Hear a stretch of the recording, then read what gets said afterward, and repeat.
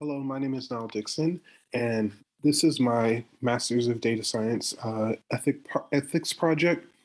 Japanese is to computers, programmer as Mexican is to roofer. The main goal of this research paper is to talk about word embeddings and to figure out how we can alleviate the bias that is embedded in these word embeddings. To simply summarize what my presentation is, what we're going to first talk about is what word embeddings are, why they're being used and how they're effective, the disadvantages associated with using word embeddings, the current research that's being done to kind of remove the bias in these word embeddings, talk about the gaps in the debiasing embeddings research, so to speak, and the main point of this research or this presentation, which is to kind of indicate what the paradigm shift needs to be in order for us to have truly effective word embeddings that are not racist or sexist or any sort of discriminatory in a negative way against marginalized people. So what are word embeddings? It's pretty simple, actually. They're mathematical representations of words. These vectors can be put into a vector space that allow for you to see how other words come in proximity to that word. And you can then derive meaning from or general meaning from these words based off of the proximity of other words. Proximity to one word generally associates a level of closeness. And we can also use these word embeddings to do analogies and find synonymous pairs, so to speak. So one of the key examples is man is to king as woman is to queen. This is something that word embeddings can easily produce. And that makes word embeddings powerful for a couple of reasons. One is that it allows for us to actually have good information retrieval systems because we're not constantly using a lot of data that has very little meaning. We can then shorten the representation of these words into a few key numbers that encapsulate some level of meaning.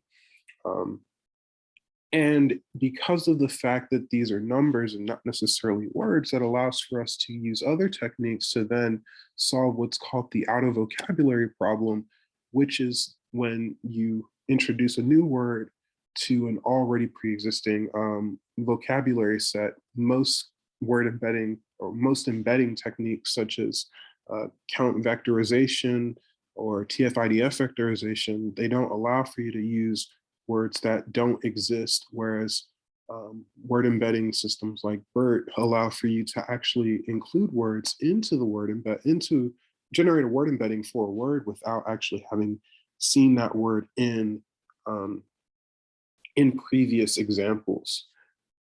However, one of the main disadvantages associated with word embeddings are the fact that they use highly unstructured data, text, and are black box models. So we can't really use them without recognizing that bias can be embedded into these word embeddings. And these can negatively impact the systems that we're developing, which use these word embeddings. It can be a very big problem, and this is something that was recognized in research. There was a Krung and Trilling. They did a research paper where they used word embeddings to actually search for ethnic stereotypes in news coverage.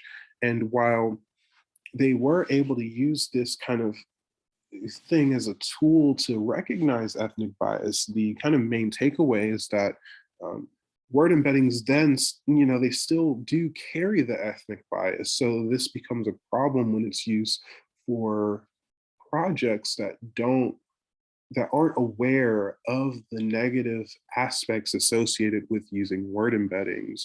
These researchers were well aware of the impacts, whereas other programmers might not be cognizant of the negative aspects associated to word embeddings. And that's what came to this kind of analogy that's been used as the pinnacle example of how these word embeddings encode, gender bias, which is the main area of research that's being done.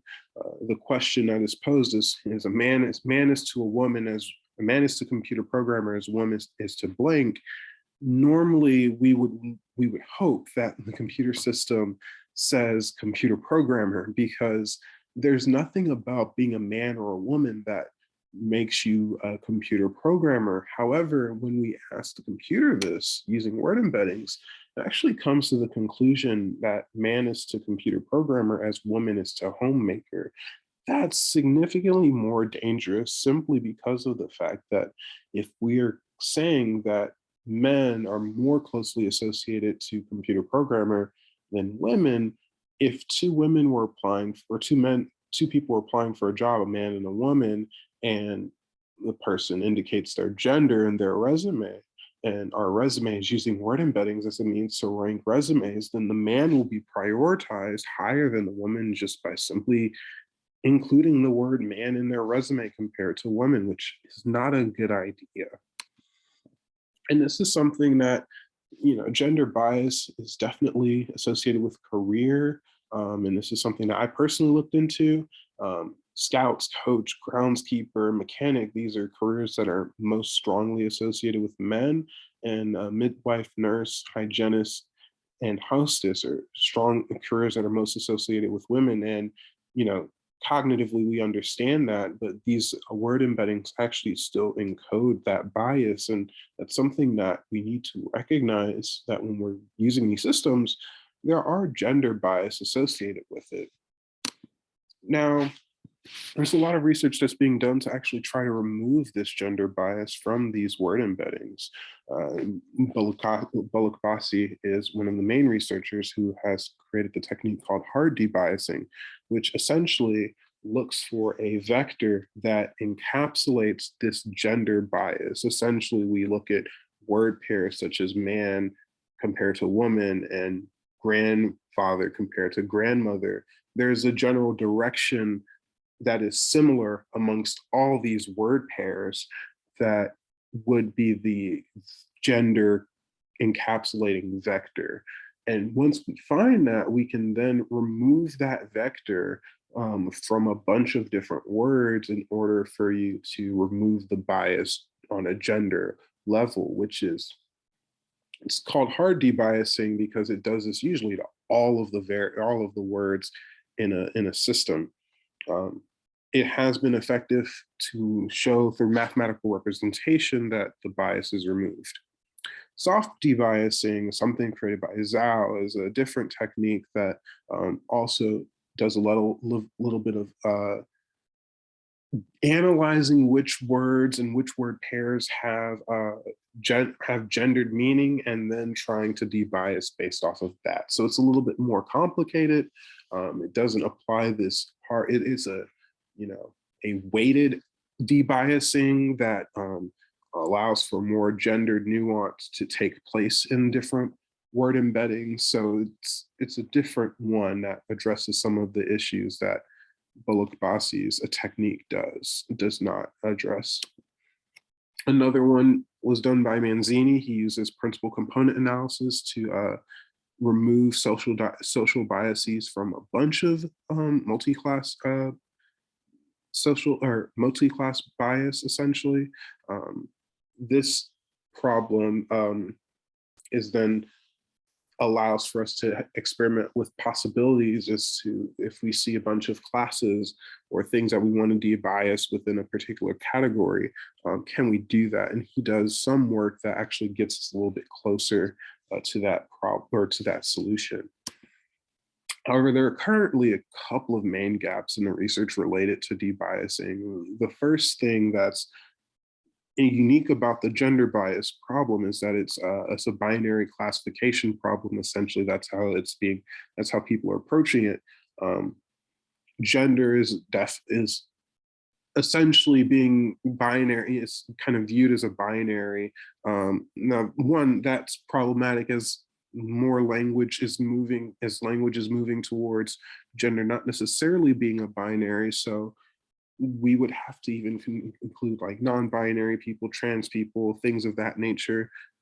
That nuance is something that's important, because what that means is a lot of the systems that we're building aren't actually robust to handle multi-class problems, because we've been approaching them with a singular class problem. Additionally, a lot of these techniques don't actually remove the gender bias from the vectors. It just makes the gender bias less significant. Um, while you have been able to reduce the magnitude, the direction of the vector is still there, it's just much smaller. So what that means is that we can actually reverse engineer these gender biases in order to reverse engineer our word embeddings in order to still get the gender bias if we wanted to. That was something that a lot of researchers have noticed, that they can still predict which words are gender biased. Despite applying these debiasing techniques, which means that there's something about these word vectors, word embeddings that still portray gender, which is defeats the purpose of these debiasing techniques essentially. In regards to the problem related to the ethnic, in regards to ethnicity, is that ethnicity is a multi-class problem essentially. There isn't just male or female in this particular case. There's so many ethnicities, black, white, Hispanic, just in America. But if we're talking about, or races essentially, but like if we're talking about this, Mexican, Puerto Rican, Chinese, Japanese, Indian, Norwegian, German. There's so many ethnic groups, and we can't apply a binary classification problem really to this multi-class problem, because it can impact a lot of the bias. And the first thing that I wanted to do was demonstrate that this bias is in fact encoded in word embeddings, which is something that is necessary in order for me to prove that, because it's a multi-class problem and the fact that these word embeddings do have bias associated with ethnicity, that we need to expand our mind when it comes to how we address this kind of currently this binary classification approach to solving for word embedding. So here are a couple of examples in which um, there is bias that's encoded. European compared to Mexican, we see careers that have significant levels of bias for one or the other. We see the same thing for Mexican and Japanese. That is associating landscaper, roofer, and nanny more so with Mexican, and naturalist, interpreter, and designer more with Japanese. We see similar things with Nigerians compared to Japanese. Nigerians is associated with telemarketer more than Japanese, which is crazy because that is definitely associated with a lot of racial bias, and a lot of racism with that association that we need to remove if we're going to use these in our natural language processing systems. So essentially, I proved that that the word embeddings that we currently have, they do still have biases associated by ethnicity, not just gender. So we definitely need more researchers working in a direction of addressing this from a multi-classification problem. However, I don't think it's possible for us to actually solve this using multi-class, or using binary classification techniques or in a multi-classification way, because essentially a lot of research has been done that even if we were to remove the magnitude of the bias, the direction is still encoded in these word embeddings. So what I really think that we need to do is do one of two things. I think either A, we need to stop using word embeddings altogether for potentially life-damaging tech products. If there's a product that uses that ranks resumes, for example, it's probably not a great idea to use word embeddings because they're so complicated and there's so much harm that could be reinforced in these systems. If it's something like image processing, maybe it's not that important, or if it's not going to reinforce negative racial biases, then it's probably not that bad. But in other cases it might be really bad.